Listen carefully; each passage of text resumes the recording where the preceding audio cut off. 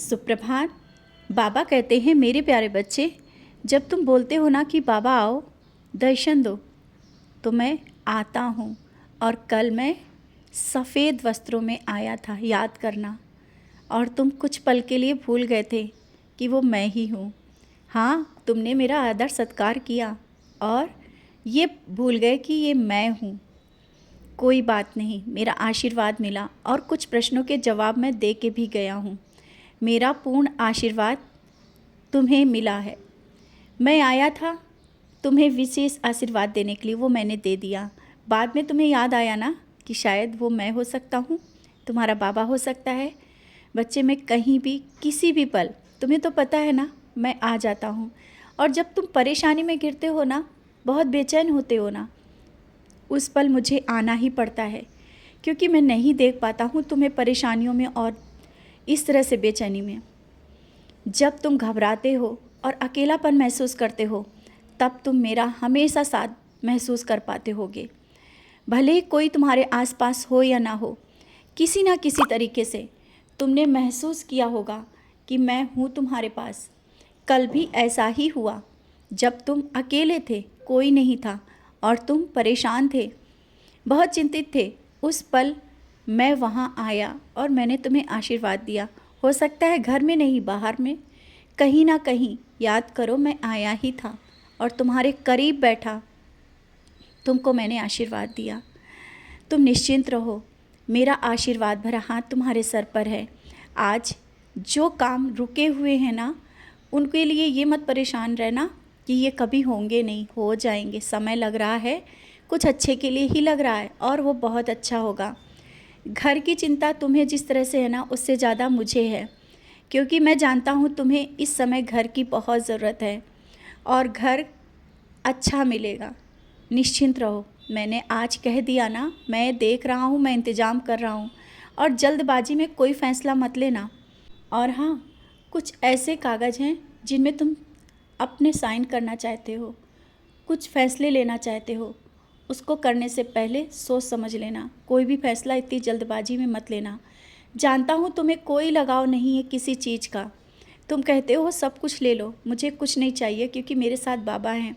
सच, मैं हूँ तुम्हारे पास, मैं तुम्हारे साथ हूँ। और जो चीज़ें तुमने छोड़ दी ना, वो तो कुछ नहीं है। मैं तो इतना दे दूँगा ना कि उससे दुगना तिगुना दे दूँगा। तुमने जिस भाव से उन चीज़ों को छोड़ दिया, और कोई मोह नहीं है आज, मैं देख रहा हूँ। और तुम्हारे यही कर्म हैं, तुम्हारे यही भाव हैं जो मैं तुम्हारी ओर खींचा चलाता हूँ। आज वो लोग जो सब ले करके बैठे हैं, शायद सोच रहे होंगे कि हाँ बिल्कुल ठीक है, बहुत अच्छा है मेरे पास, लेकिन ये नहीं जानते कि कल का तुम्हारा समय क्या होगा। आज जो तुमने छोड़ा है, उससे कहीं कई गुना तुम्हारे पास होगा।